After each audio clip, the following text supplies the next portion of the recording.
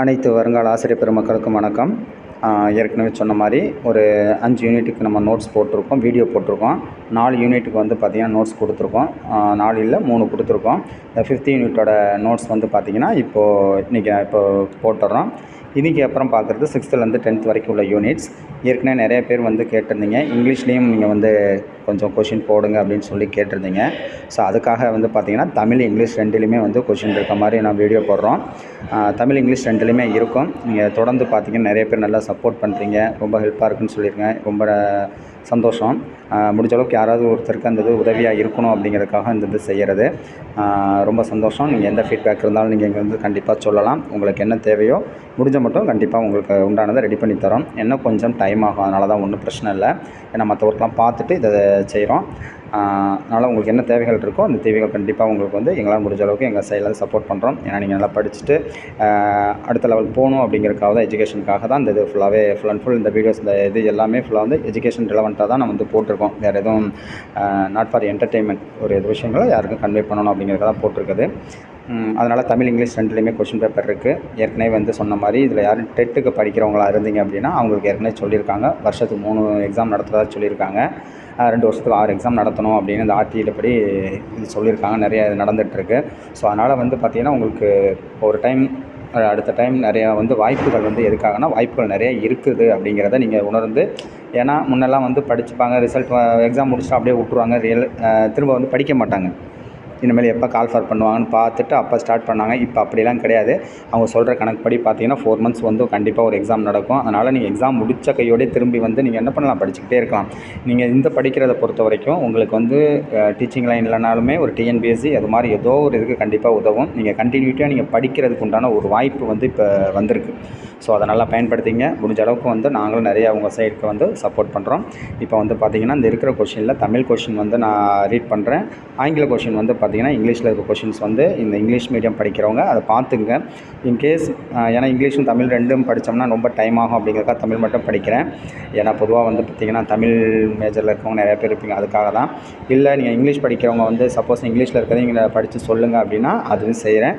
இந்த வீடியோவில் தமிழ் மட்டும் சொல்கிறேன். இங்கிலீஷ் வேணும்னு கேட்டவங்க இதையே ஓகேங்க சார் நீங்கள் பார்த்துக்குறோம் அப்படின்னா ஓகே, இல்லை நீங்கள் இதையும் எங்களுக்கு படித்து சொல்லுங்கள் அப்படின்னு சொன்னால் அதையும் பண்ணுறோம். இப்போ கொஷின் பார்ப்போம். பார்த்திங்கன்னா இது 6th யூனிட்டில் ஃபஸ்ட்டு வீடியோ. மொத்தம் 3 வீடியோ இருக்குது. ஒரு வீடியோவுக்கு 50 கொஷின் போட்டு நம்ம போட்டிருக்கோம். இந்த ஃபஸ்ட்டு வீடியோவில் பார்த்தீங்கன்னா ஃபஸ்ட் கொஷின், கீழ்கண்டவற்றுள் எது அறிவாற்றல் திறன் அல்ல? உணர்ச்சி நிலை. ஆப்ஷன் இ. ஒரு குறிப்பிட்ட தூண்டுதலில் கவனம் செலுத்துவதும் தேவையற்ற தூண்டுதல்களை தவிர்ப்பதும் எந்த வகையான கவனத்தின் ஒரு பகுதியாகும்? ஆப்ஷன் பி, தேர்ந்தெடுக்கப்பட்ட கவனம். ஒருவரின் விருப்பங்களையும் செயல்பாடுகளையும் தூண்டும் உள் உந்துதல் சக்தி எவ்வாறு அழைக்கப்படுகிறது? ஆர்வம். ஒரு இலக்கை நோக்கி ஒருவரை இயக்கும் உளவியல் சக்தி எது? உந்துதல். புதிய விஷயங்களை கற்றுக்கொள்வதற்கும் சவால்களை எதிர்கொள்வதற்கும் ஒருவரின் மனம் தயார் நிலை ஒருவரோட மனம் தயார் நிலையை எது குறிக்கிறது அப்படின்னு பார்த்தீங்கன்னா மனப்பான்மை, ஆப்டிடியூட். ஒரு குறிப்பிட்ட திறமையை கற்றும் பொழுது ஒருவரின் உள்ளார்ந்த ஆற்றல் அல்லது சாத்தியக்கூறு எவ்வாறு அழைக்கப்படுகிறது அப்படின்னா ஸ்கில் அப்படி இல்லைன்னா ஆப்டிடியூட், திறன். ஒரு குறிப்பிட்ட பொருள், நபர் அல்லது நிகழ்வை பற்றிய ஒருவரின் சாதகமான அல்லது பாதகமான மதிப்பீடு எவ்வாறு அழைக்கப்படுகிறது? மனப்பான்மை, ஆட்டிடியூட். ஒரு நபர் எதை முக்கியமானதாக கருதுகிறார் என்பதையும் அவருடைய நடத்தையை வழிநடத்தும் கொள்கையையும் எது குறிக்கிறது? மதிப்பு அமைப்புகள், வேல்யூ சிஸ்டம்ஸ். சமுதாய விதிமுறைகள் மற்றும் தனிப்பட்ட அனுபவங்களின் அடிப்படையில் உருவாகும் உறுதியான நம்பிக்கைகள் எவ்வாறு அழைக்கப்படுகின்றன? மதிப்புகள், வேல்யூஸ். ஒரு குறிப்பிட்ட பணியில் ஒருவர் எவ்வளவு சிறப்பாக செயல்பட முடியும் என்பதற்கான ஒரு முன்னறிவிப்பு அளவுகோல் எது? திறன். மாஸ்லோவின் தேவைகளில் படிநிலை கோட்பாட்டின்படி ஒரு நபரின் அடிப்படை தேவைகள் யாவை? ஒரு நபரின் அடிப்படை தேவைகள் என்பது உடலியல் மற்றும் பாதுகாப்பு தேவைகள், சைக்காலஜிக்கல் அண்ட் சேஃப்டி நீட்ஸ். மாஸ்லோவின் படிநிலையில் உச்சியில் உள்ள தேவை சுய உணர்தல் தேவை. Option C. மாஸ்லோவின் தேவைகளின் படிநிலையின்படி சமூக தேவைகளுக்கு பிறகு வரும் தேவை எது? அங்கீகார தேவைகள், எஸ்டீம்டு நீட்ஸ். இந்த மாஸ்லோ பொறுத்த வரைக்கும் அந்த படிநிலைகள் 7 படிநிலைகள் இருக்கும். அதை நீங்கள் வரிசையாக படிச்சிட்டிங்கன்னா ஏதாவது ஒரு கொஷின் கேட்கறது கண்டிப்பாக வாய்ப்பு இருக்குது. அதனால் அதை பார்த்துக்கலாம். சவாலான இலக்குகளை அடையவும் சிறப்பாக செயல்படவும் ஒருவரின் விருப்பத்தை எது குறிக்கிறது? சாதனை உந்துதல், அச்சீவ்மெண்ட் மோட்டிவேஷன். மாஸ்லோவின் தேவைகளின் படிநிலையின் எந்த மட்டத்தில் அன்பு, பாசம் மற்றும் சொந்தமான உணர்வு ஆகியவை அடங்கும்? சமூக தேவைகள், சோஷியல் நீட்ஸ். நுண்ணறிவு என்பது பொதுவான காரணி G மற்றும் பல குறிப்பிட்ட காரணிகள் S ஆகியவற்றை கொண்டது என்று கூறிய ஒரு நுண்ணறிவு கோட்பாடு எது? 2 காரணி கோட்பாடு, 2 ஃபேக்டர் தியரி. SG ரெண்டுமே பொதுவான காரணி, அதுக்கப்புறம் குறிப்பிட்ட காரணி ஆகியவற்றை கொண்டு 2 காரணி இருக்கிறதுனால இது பார்த்திங்கன்னா 2 ஃபேக்டர் தியரி. ஸ்டெர்பர்கின் நுண்ணறிவின் முக்கோண கோட்பாட்டில் கீழ்கண்டவற்றுள் எது ஒரு கூறு அல்ல? சமூக நுண்ணறிவு. சமூக நுண்ணறிவை தவிர மீது இருக்கிறதுமே ஸ்பெர்க் நுண்ணறிவின் முக்கோண கோட்பாட்டில் உள்ளது. அதாவது பகுப்பாய்வு, அனலிட்டிக்கல், அதுக்கப்புறம் பார்த்திங்கன்னா படைப்பு நுண்ணறிவு, கிரியேட்டிவ், அதுக்கப்புறம் ப்ராக்டிக்கல் இன்டெலிஜென்ஸ், நடைமுறை. இது 3மே பார்த்திங்கன்னா ஸ்டெர்பர்கின் இருக்குது. அப்போ ஸ்டெர்பர்கின் 3 இருக்குது. படைப்பாய்வு, படைப்பு, நடைமுறை இருக்குது. சமூக நுண்ணறிவு ஸ்டெர்பர்கின் நுண்ணறிவின் முக்கோண கோட்பாட்டில் இல்லை என்று கூறப்படுகிறது. தர்ஸ்டோனின் குழு காரணி கோட்பாடு எத்தனை முதன்மை மனத்திறன்களை கண்டறிந்தது? 7. நுண்ணறிவு என்பது ஒரு ஒற்றை பொதுவான திறன் என்று எந்த கோட்பாடு பரிந்துரைக்கிறது? ஒற்றை காரணி கோட்பாடு, யூனிஃபேக்டர் தியரி. கில்ஃபோர்டின் அறிவு அமைப்பின் கோட்பாட்டில் செயல்பாடுகள், உள்ளடக்கம் மற்றும் தயாரிப்புகள் ஆகியவை எதை குறிக்கின்றன? நுண்ணறிவின் 3 பரிமாணங்கள், 3 dimensions ஆஃப் இன்டெலிஜென்ஸ். கார்ட்னரின் பல நுண்ணறிவு கோட்பான்படி ஒருவரின் சொந்த உணர்ச்சிகள், இலக்குகள் மற்றும் உந்துதல்களை புரிந்து கொள்வது எந்த வகையான நுண்ணறிவு தொடர்புடையது? தனிப்பட்ட அக நுண்ணறிவு. பிறரின் உணர்ச்சிகள், நோக்கங்கள் மற்றும் ஆசைகளை புரிந்து கொள்ளும் திறன் கார்ட்னரின் எந்த நுண்ணறிவு வகையின் கீழ் வருகிறது? தனிப்பட்ட இடை நுண்ணறிவு.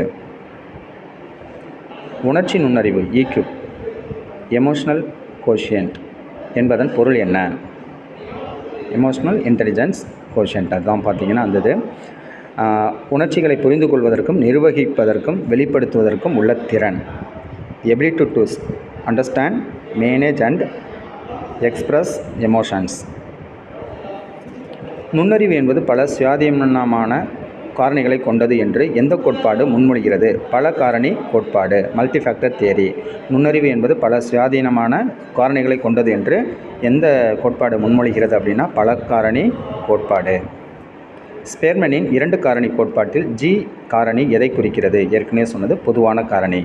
பொதுவான காரணி ஒன்று, அடுத்து S பார்த்திங்கன்னா குறிப்பிட்ட காரணி. ரெண்டுமே இதில் கேட்டிருக்காங்க. Gங்கிறது பொதுவான காரணி, Sங்கிறது ஒரு குறிப்பிட்ட காரணி, ஜென்ரல் இன்டெலிஜென்ஸ்.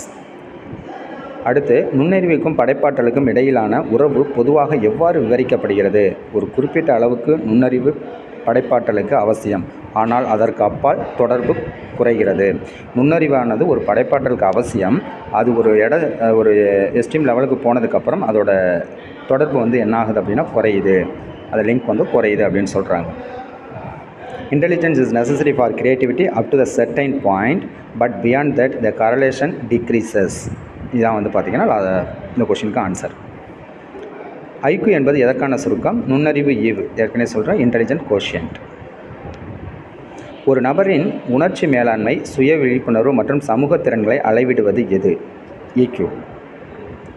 நுண்ணறிவை மதிப்பிடுவதற்கு பயன்படுத்தப்படும் முறையான சோதனை நுண்ணறிவு தேர்வு, இன்டெலிஜென்ட் டெஸ்ட்.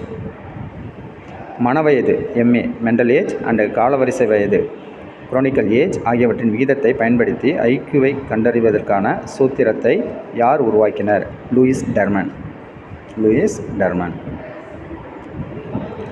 அடுத்து, எழுத்துப்பிழை, வாசிப்பு மற்றும் எழுத்துச் சிக்கல்கள் போன்ற கற்றல் குறைபாடு எவ்வாறு அழைக்கப்படுகிறது? டிஸ்லெக்சியா. எழுத்துப்பிழை, வாசிப்பு மற்றும் எழுத்துச் சிக்கல்கள் என்ன குறைபாடுனா டிஸ்லெக்சியா. கணித கருத்துக்களை புரிந்து கொள்வதில் மற்றும் கணித சிக்கல்களை தீர்ப்பதில் உள்ள ஒரு குறிப்பிட்ட கற்றல் குறைபாடு டிஸ்கால்குலியா. Option B. எழுதுதல், நல்ல மோட்டார் திறன்கள் மற்றும் கை கண் ஒருங்கிணைப்பு ஆகியவற்றில் உள்ள ஒரு கற்றல் குறைபாடு எவ்வாறு அழைக்கப்படுகிறது? டிஸ்கிராஃபியா. எழுதுதல், நல்ல மோட்டார் திறன்கள் மற்றும் கை கண் ஒருங்கிணைப்பு ஆகியவற்றில் உள்ள ஒரு கற்றல் குறைபாடு எவ்வாறு அழைக்கப்படுகிறது அப்படின்னா டிஸ்கிராஃபியா. இயக்கம், ஒருங்கிணைப்பு, சமநிலை மற்றும் சில சமயங்களில் பேச்சு ஆகியவற்றில் உள்ள ஒரு வளர்ச்சி ஒருங்கிணைப்பு கோளாறு எவ்வாறு அழைக்கப்படுகிறது? டிஸ்பிராக்சியா. கற்றல் குறைபாடுகள் பொதுவாக ஒரு நபரின் எதை பாதிக்காது, ஆனால் குறிப்பிட்ட கல்வித்துறைகள் மட்டுமே சிக்கல்களை உருவாக்குகிறது. எது அப்படின்னு பார்த்தீங்கன்னா நுண்ணறிவு, இன்டெலிஜென்ஸ். ஆளுமை பண்பு கோட்பாடுகளின்படி மனித இயல்பின் தனிப்பட்ட மற்றும் தனித்துவமான அம்சங்கள் எவ்வாறு அழைக்கப்படுகின்றன? பண்புகள். ஆல்போர்ட்டின் பண்பு கோட்பாட்டில் மிகவும் ஆதிக்கம் செலுத்தும் மற்றும் அரிதான பண்பு எது? இது ஒருவரின் முழு வாழ்க்கையையும் வடிவமைக்கிறது. அடிப்படை பண்பு, கார்டினல் ட்ரைட். ஆர்பி கேட்டல் ஒருவரின் ஆளுமையின் அடிப்படை பண்புகளை விவரிக்க எத்தனை காரணிகளை கண்டறிந்தார்? 16. ஆர்பி கேட்டல் 16 காரணிகளை ஒருத்தரோட ஆளுமை பண்புகளை விவரிக்க 16 காரணிகளை கண்டறிந்தார் ஆர்பி கேட்டல்.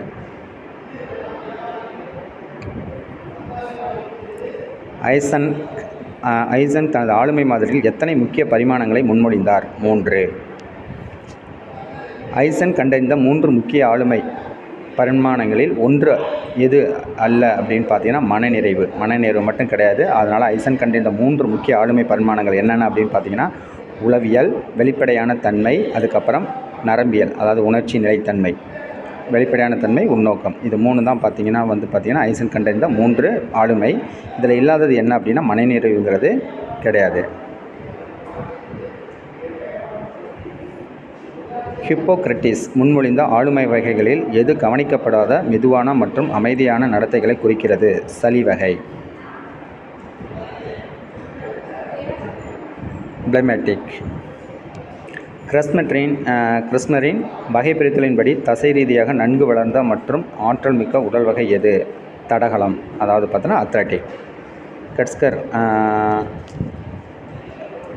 கிரஸ்மரின் வகைபிரித்தலின்படி தசை ரீதியாக நன்கு வளர்ந்த மற்றும் ஆற்றல் மிக்க உடல் வகைங்கிறது அத்லட்டிக். ஷெல்டனின்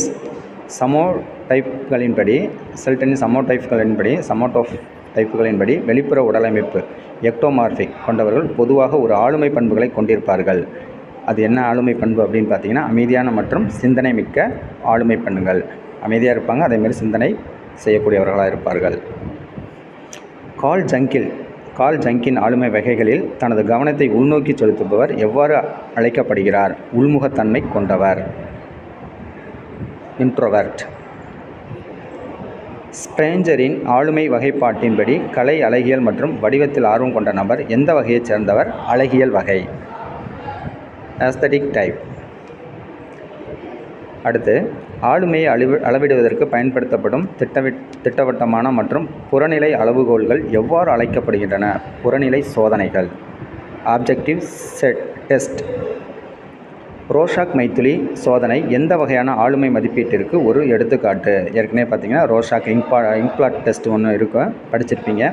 அது எதுக்காக அப்படின்னா திட்டவட்ட சோதனை, ப்ரொஜெக்டிவ் டெஸ்ட், திட்டவட்ட சோதனை. ரோஷாக் இங்க்பிளாட் டெஸ்ட் பார்த்தீங்கன்னா ப்ரொஜெக்டிவ் டெஸ்ட். அடுத்து, ஒரே நேரத்தில் 2 அல்லது அதற்கு மேற்பட்ட ஒன்றுக்கொன்று முரண்பட்ட தேவைகள் அல்லது குறிக்கோள்களால் ஏற்படும் மன அழுத்தம் எவ்வாறு அழைக்கப்படுகிறது? மோதல். ஒரே நேரத்தில் 2 அல்லது 3 ஒரே நேரத்தில் முரண்பட்ட தேவைகள் ஒன்றுக்கொன்று என்ன பண்ணுது, ஒரு மன அழுத்தத்தை உண்டாக்குச்சுன்னா அதுக்கு பேர் மோதல், கன்ஃப்ளிக்ட். Option C, conflict. ஒருவரின் இலக்குகளை அடைவதில் தடைகளால் ஏற்படும் மனநிலை எவ்வாறு விவரிக்கப்படுகிறது? விரக்தி, ஃப்ரஸ்ட்ரேஷன். ஏற்றுக்கொள்ள முடியாத எண்ணங்கள் அல்லது உணர்ச்சிகளை நனவிலிருந்து அகற்றுவது போன்ற ஒரு தற்காப்பு வழிமுறை எவ்வாறு அழைக்கப்படுகிறது? அடக்குமுறை, ரெப்ரஷன். இது வரைக்கும் பார்த்தீங்கன்னா இந்த 6th யூனிட்டில் தமிழ் அண்ட் இங்கிலீஷில் பார்த்தீங்கன்னா ஒரு 50 கொஷின்ஸ் சேர்ந்தே போட்டிருக்கோம். இந்த இங்கிலீஷ் கேட்டவங்க இதை பார்த்துட்டு இதில் ஏதாவது உங்களுக்கு ஏதாவது சேஞ்சஸ் வேணும் அப்படின்னு சொன்னிங்கன்னா அடுத்தடுத்த யூனிட்டில் சேஞ்ச் பண்ணி கொடுத்துட்றோம். இதுக்கு பார்த்தீங்கன்னா ஏற்கனவே டெலிகிராம் குரூப்போட லிங்க் இருக்குது, வாட்ஸ்அப் குரூப் இருக்குது. எல்லாமே டெலிகிராம்லேயே சேர்ந்துச்சுன்னா கொஞ்சம் நல்லாயிருக்கும். ஏன்னா வாட்ஸ்அப் குரூப்பை எடுத்து விட்டலாம், அது ப்ரைவசியாக இருக்காது அப்படிங்கிறதுக்காக டெலிகிராம் குரூப்போட லிங்க் நான் கீழே போட்டிருக்கேன். நீங்கள் அதில் ஜாயின் பண்ணிக்கலாம். மெட்டீரியல் முடிக்க உங்களுக்கு போட்டு விட்றோம். இன்றைக்கி உங்களுக்கு 5th யூனிட் போட்டு விட்றோம். 5th யூனிட் வந்து நான் போட்டு விட்றேன். அதே மாதிரி பார்த்தீங்கன்னா ஒவ்வொருத்தரும் புதுசாக ஜாயின் பண்ண நீங்கள் மேலே பார்த்தீங்கன்னா அந்த நோட்ஸ் அப்படியே இருக்கும். அங்கே திரும்ப அனுப்ப சொன்னீங்க அப்படின்னா நிறையா திரும்பி அந்த ஒர்க் பார்த்துக்கிட்டே இருக்கிற மாதிரி இருக்கும். ஸோ அதனால் அந்த இது ஸ்க்ரோல் பண்ணிங்கனாலே ஏற்கனவே போட்ட மெட்டீரியல்லாம் இருக்கும், நீங்கள் டவுன்லோட் பண்ணிக்கலாம். இதுமாரி ஏதாவது உங்களுக்கு டவுட் ஏதாவது இருந்துச்சுன்னா கமெண்ட்ஸில் கண்டிப்பாக கேட்டுக்கலாம், உங்களுக்கான ரிப்ளை கொடுக்கப்படும். தேங்க்யூ ஃபார் வாட்சிங். நம்ம அடுத்த வீடியோ வந்து 2வது வீடியோ அடுத்து பார்ப்போம். தேங்க்யூ. இன்றைக்கி வந்து 6th யூனிட் ஃபுல்லாகவே உங்களுக்கு நான் கம்ப்ளீட் பண்ணி கொடுத்துருவேன். அடுத்தடுத்த நாள் வந்து உங்களுக்கு ஒரு யூனிட் போட்டுறேன். தேங்க்யூ.